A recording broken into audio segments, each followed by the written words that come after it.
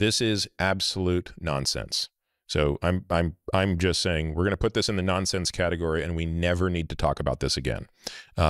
You know, there's not just an absence of evidence, there's actually evidence of absence here. So resveratrol is a phenol. It's a chemical that activates sirtuins.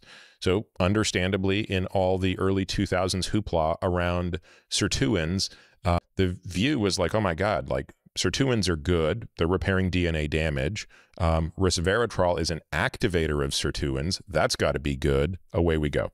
And so Denmark study, quote unquote, in 2006 garnered an unbelievable amount of attention. Now, I think the attention was just as much from the fact that in minuscule amounts, resveratrol is found in red wine. It wasn't just that, oh, we have another molecule that in some obscure mouse model maybe seems to extend life. I think it was, oh, and by the way, this molecule at about 1/100th the level is found in red wine. On a serious level, is this an explanation for the French paradox, right?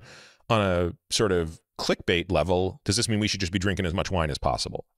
That's the only explanation, Nick, I have for why this story gathered traction and why it continues to this day to kind of cloud the judgment of folks.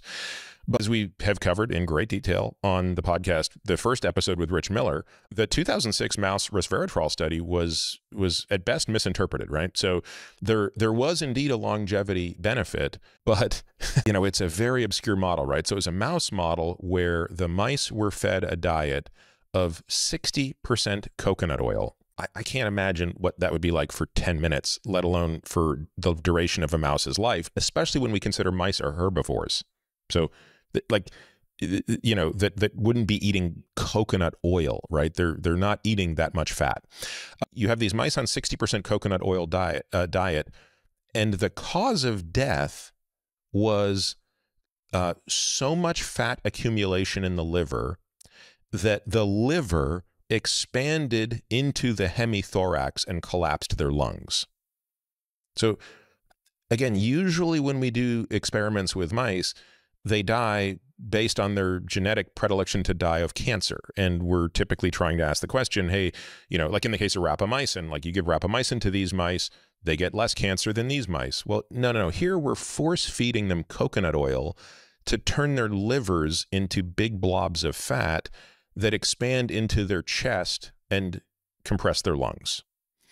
And it turned out that under those conditions, there was a shorter time, or I should say a longer time to death, on average, median lifespan, if they were on resveratrol than if they were not. It turned out, by the way, there was no difference in maximal lifespan. So you didn't shift the curve of mortality for the top 10% of mice. You just shifted it for the median mice. Somehow that generated all of the interest in this drug. And very few people paid attention when the ITP came along and said, we're going to study this really, really rigorously, right? We're going to study this in mice that are not chronogenetic mutants, and we're not going to force feed them, you know, fat. We're going to give them normal mouse food and watch them die of normal mouse deaths. It made no difference.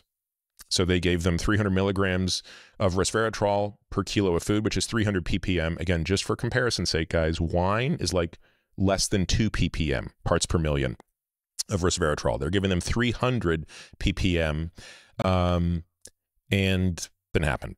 Now, the folks who say resveratrol works criticize that study, saying the bioavailability is low. And therefore, you need much, much, much more than the 300 ppm that was given in that study. Again, that was a concern and a criticism that was only voiced after the study. The proponents of resveratrol were involved in that study, and they signed off. I mean, they're on the paper. I mean, this was their view. So I just have a hard time believing that there is any value in resveratrol. That's why I don't take it, independent of the fact that it's still a ubiquitous compound that's found everywhere.